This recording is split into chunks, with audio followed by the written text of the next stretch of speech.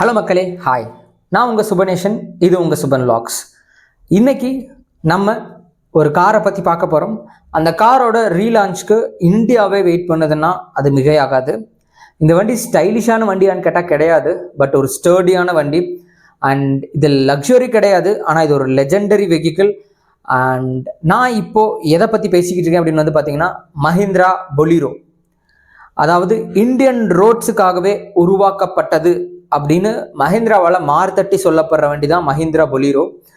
ஏன்னா இந்த வண்டியை 2000 மஹிந்திரா வந்து லான்ச் பண்ணுறாங்க.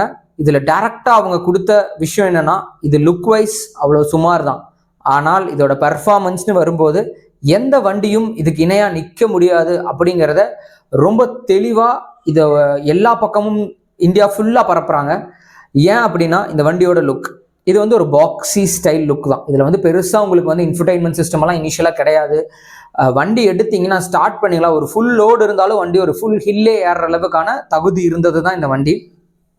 இதனாலேயே இந்த வண்டி வந்து பார்த்தீங்கன்னா ஃபாரஸ்ட் சைட்ல ஆகட்டும், அது போக வில்லேஜ் சைட்ல ஆகட்டும், ரூரலை கம்ப்ளீட்டாக ரூல் பண்ண வந்த வண்டின்னு தான் சொல்ல முடியும். ஏன்னா இதோட ப்ரைஸும் வந்து பார்த்தீங்கன்னா ஹெஃப்டி ப்ரைஸ் கிடையாது, ரொம்ப கம்மியான ஒரு ப்ரைஸ். ஸோ இந்த வண்டியை முக்கால்வாசி பேர் வாங்குறதுக்கான முக்கிய காரணமே வந்து பார்த்தீங்கன்னா நம்பிக்கை மட்டும்தான். ஸோ அந்த நம்பிக்கையின் பேரில் தான் கடந்த 24 வருஷமாக இந்த வண்டி ரன் ஆகிக்கிட்டு இருக்கு. இப்போ இந்த வண்டி வந்து பார்த்தீங்கன்னா ஒரு 2000 லான்ச் பண்ணி 2002 to 2010 ஒரு காலகட்டத்தில் வந்து பார்த்தீங்கன்னா கேம்பருங்கிற ஒரு வேன் இன்ட்ரடியூஸ் பண்ணாங்க. ஸோ இதில் வந்து பார்த்தீங்கன்னா 5 பேர் ட்ராவல் பண்ணலாம், ப்ளஸ் பின்னாடி வந்து கார்கோ ஹோல்டு அவ்வளோ பெருசு இருக்கும்.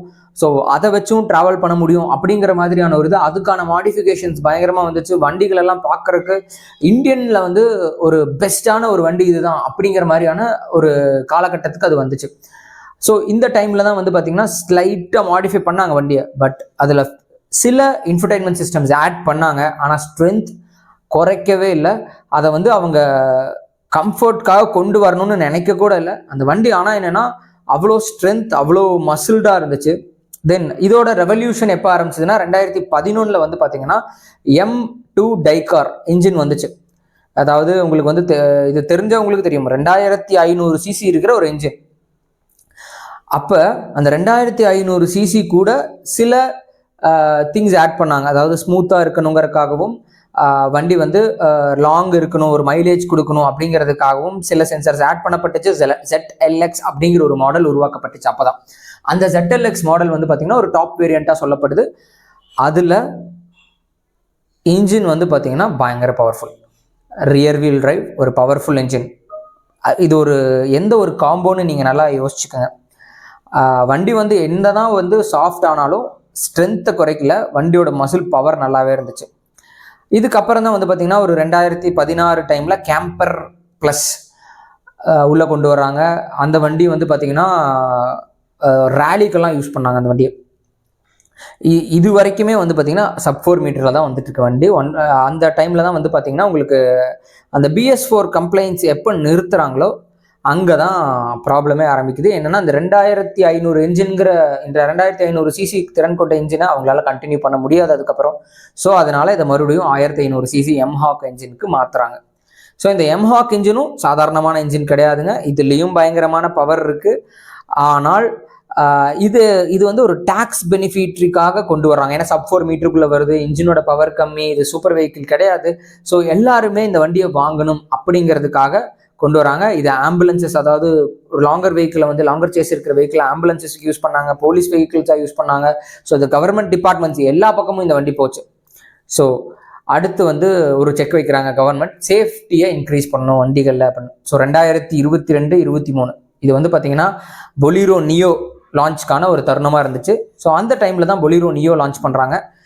அந்த பொலீரோ நியோ வந்து பார்த்தீங்கன்னா உங்களுக்கு ஃப்ரண்ட்டில் வந்து ஒரு ஃபேஸ் லிஃப்ட் மாடல், பொலீரோவோட ஒரு ஃபேஸ் லிஃப்ட் மாடல் அப்படிங்கிற மாதிரி தான் கொண்டு வந்தாங்க.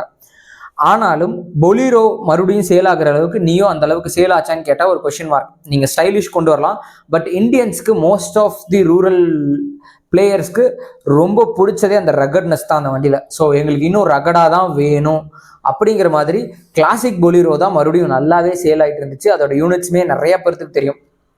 இப்போ நம்ம முக்கியமான பாயிண்ட், இந்த வீடியோக்கான பாயிண்ட்டுக்கு வந்துட்டோம். இந்த வருஷம் 2025 த ஃபியூச்சர் ஆஃப் பொலீரோ, இன்னொரு பொலீரோ லான்ச் பண்ண போகிறாங்க.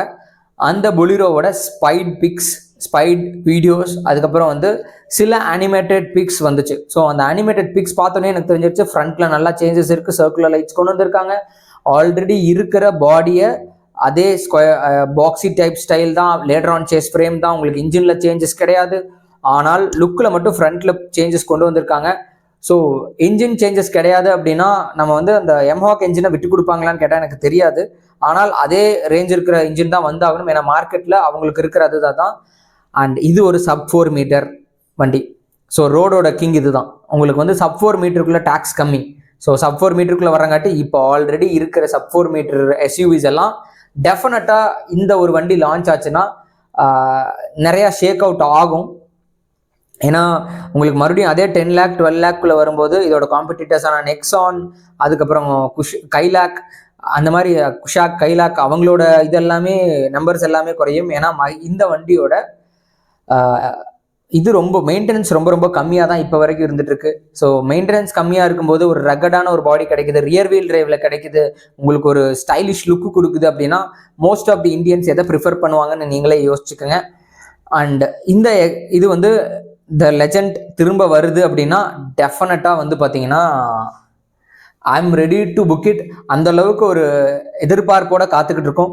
உங்களுக்கும் பொலிரோ பிடிக்கும் அப்படின்னா தயவு செஞ்சு இந்த வீடியோவை நீங்கள் வந்து ஷேர் பண்ணுங்கள். அண்ட் இந்த சேனலுக்கு இது வரைக்கும் நீங்கள் சப்ஸ்கிரைப் பண்ணாமல் இருந்தீங்கன்னா மறக்காமல் சப்ஸ்கிரைப் பண்ணிவிடுங்க. நான் அந்த பொலிரோ வந்தோன்னா கண்டிப்பாக லான்ச் ஈவெண்ட்கே போகணும் அப்படிங்கிற மாதிரி தான் தாட்டில் இருக்கேன். ஏன்னா அந்த பொலிரோ வந்து அவ்வளோ பெரிய எதிர்பார்ப்பை கிரியேட் பண்ணிக்கிட்டு இருக்கு. உங்களுக்கும் இந்த எதிர்பார்ப்பை பூர்த்தி செய்யறதுக்காக நான் ட்ரை பண்ணுறேன். அண்ட் இந்த 2 மாதத்தில் புக் பண்ணிடாதீங்க, ஏன்னா அடுத்த பொலிரோக்காக வெயிட் பண்ணிட்டு இருக்கோம். ஸோ யோசிச்சுட்டு பண்ணுங்க. Okay, fine. நெக்ஸ்ட் வீடியோ வர வரைக்கும் until then it's bye from Subanation.